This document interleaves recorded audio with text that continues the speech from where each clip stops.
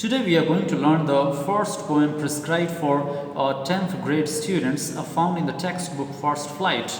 The title of the poem is Dust of Snow. It's written by a very renowned American poet, Robert Frost.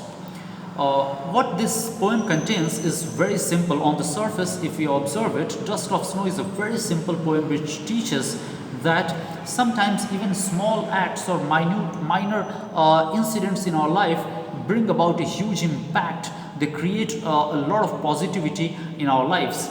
The things that are quite trivial or the things that are not given importance by us, even those things can create a lot of positivity in our minds, like what happens in this poem Dust of Snow. But before going to the details, it is worth mentioning some aspects of poet's life which can be connected or which can be correlated to this poem. Robert Frost, as I said, was an American poet, and he is best known for his realistic depiction and description of rural life.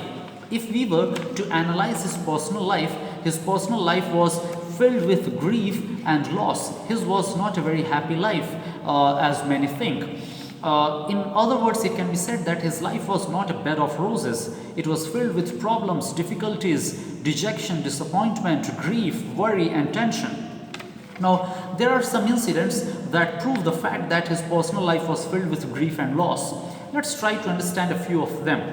When he was just 11 years of age, his father died of tuberculosis, leaving the family with just $8. You can imagine, as a child, how much grief and loss the poet must have suffered. Then we read that even the poet's mother died of cancer. We further read in his biography that he had to commit his younger sister to a mental hospital where she died 9 years later. Mental illness apparently ran in Frost's family, as both he and his mother suffered from depression. His daughter was committed to a mental hospital. Even we read this. His wife also experienced bouts of depression. All these things clearly prove that his life was a very sad one, not a happy one. Here it is worth mentioning the fact that the poet had 6 children, but sad to say that only 2 out of the 6 children could outlive him. Rest of the 4 children died during the poet's lifetime itself. Now, again we read that even his wife, who had heart problems throughout her life, developed breast cancer at a later stage and died of heart failure. All these things are, I think, more than sufficient for us to understand that his life was filled with problems, difficulties, and tensions. His life was quite a sad one, not a very happy one. And this is reflected in this poem, Dust of Snow. And this is the reason I mentioned this aspect of his life. Nevertheless, he happens to be a very renowned poet, a very famous poet. He is best known for his Stopping by Woods on a Snowy Evening, the 4 lines of which are quoted by many people. The woods are lovely, dark and deep, but I have promises to keep, and miles to go before I sleep, and miles to go before I sleep. Well, let's analyze this poem. Let's understand our present poem, Dust of Snow. As the title itself suggests, dust refers to some small particles, and snow, we know the meaning of the term snow. So it is dust of snow, it is small particles of snow. Before explaining this poem, let me tell you, if you analyze this poem grammatically, you will understand that the whole poem is a single sentence. The first stanza happens to be the subject, and the second stanza is the predicate. The first stanza, that is, the way a crow shoot down on me, the dust of snow from a hemlock tree, this is the subject. And the next stanza contains predicate, or in other words, it has the verb has given. And it has also a coordinate clause, and that is, and saved some part of a day I had rued. Well, let's understand the explanation of this poem. Let's try to understand it. On the surface, it doesn't appear to contain anything special. The way a crow shoot down on me, the dust of snow from a hemlock tree. It is very clear from this stanza, the first 4 lines, that there is a crow on a hemlock tree, and it has snowed. The tree must have been laden with snow. and the crow is on the tree, or on the hemlock tree, and the crow causes small particles of snow to fall on the poet. So this is what happens in the first stanza. The way a crow shoot down on me the dust of snow. There is a crow on the tree, and the crow causes small particles of snow to fall on the poet from a hemlock tree, has given my heart a change of mood. That means this activity gives the poet a change of mood. Now, how do we know that the change was a positive one? It is very clear from the next two lines, the last two lines.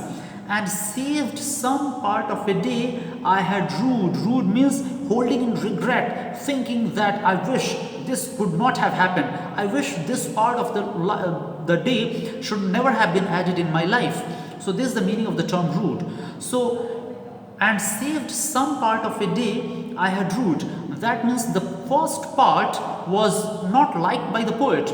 The first part was not a happy one. That is the only possibility. Then only the second part could have been good. So just because this incident caused a positive impact in the life of the poet is very clear. It is more than sufficient for us to understand that the first part was not a good one. The first part was not quite a positive one.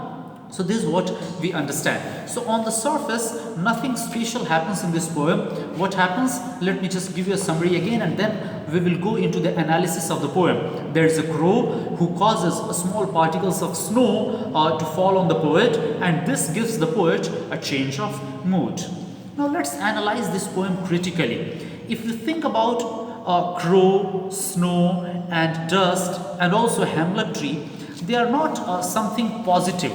You know, crow is not a bird that we loved domesticating. I am sure you must never have seen a person domesticating a crow. Even the color of crow is black. No one likes it. Not even its sound.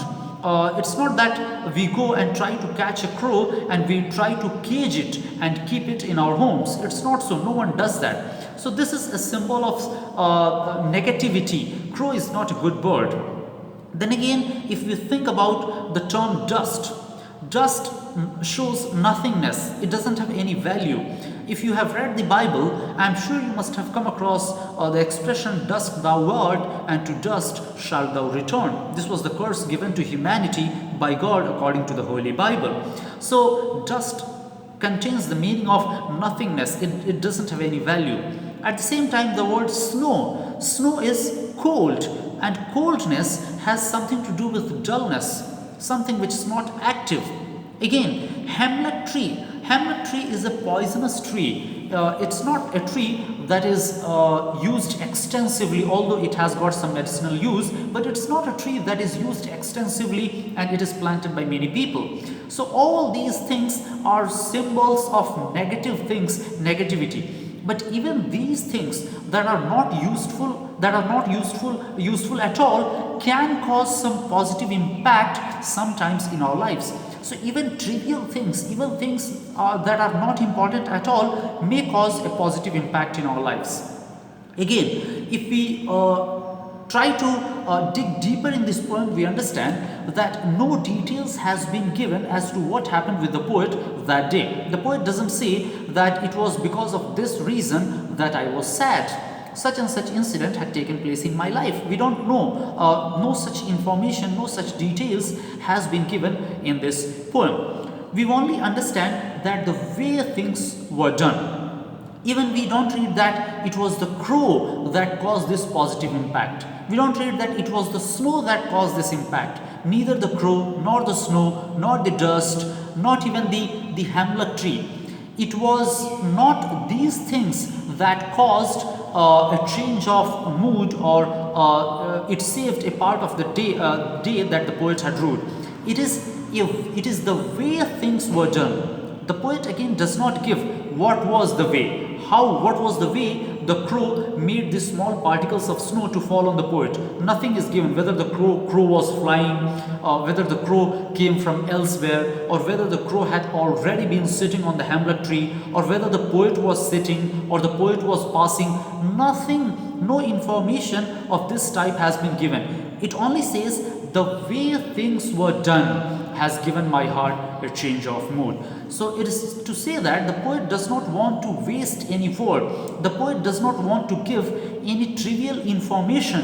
He does not want to mislead us by giving any trivial details of the day. He simply wants us to keep our focus on what happened that caused the poet have some positive feeling.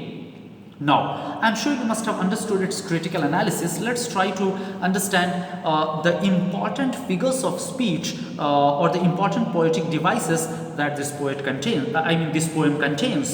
Now, the most predominant figure of speech or the poetic device in this poem is what we call the rhyme scheme. A rhyme scheme is how the poem or how each line of the poem comes to an end. If the poem has got a rhyme scheme, we will be in need of detecting it, finding out what the rhyme scheme is, and if it doesn't have, there is a possibility that it's a free verse or blank verse or whatever it may be. Now, let's try to understand what its rhyme scheme is. The first line ends in crow. It is O sound. The second line ends in me. It is E sound. So let's consider crow as A and me as B. Then snow, does it have any similarity with any of the lines above? Yes, crow. So it can be taken as A. Tree, any similarity? Yes, it ends like me. So it is A, B, A, B. Again, let's talk about the second stanza. Heart, let's consider it C. Mood, it's different. Let's consider it D. Part, does it have any similarity with any of the lines above? Yes, heart. So heart and part can be taken as C. Mood and rude. Remember, it's not rude, it's rude. So this can be taken as D. So C, D, C, D. Well, let me repeat it once again. A, B, A, B. Crow, me, snow, tree. A, B, A, B. Heart, mood, part, rude. C, D, C, D. This is the rhyme scheme of this poem. This is the most prominent one. Other than this, this poem also is an example of enjambment. Now, what's an enjambment? When different lines of a poem run into each other without a punctuation mark, when the lines continue with or are connected to each other, that's called enjambment. But being students of class 10, I think that's not that important for you to know. Even this poem contains examples of assonance. Assonance is, when the same vowel sound is predominant throughout the poem. I would recommend you to find out for yourself the examples of assonance. If you don't know, let me know in the comment section. Other than this, this poem is a good example even of symbolism. Symbolism, why I said Hamlet tree, crow, as I explained in the main part of my explanation itself, these expressions are used as symbols. They are not something very good. That is not something that always causes some positivity. But still, in this poem, they stand to cause some positive impact in the life of the poem. And again, this poem is a good example of what we call irony. Irony is a contrast between what is said and what is meant, between what appears to be true and what the real truth is. Even in this poem, the surface meaning is something else, and if we dig deeper, we understand its deeper meaning. So these are some of the main figures of speech or poetic devices used in this poem. Now, if you have any further question regarding the explanation or even regarding the poetic devices, I would urge you to let me know in the comment section. I shall clarify your doubts. Thanks for watching.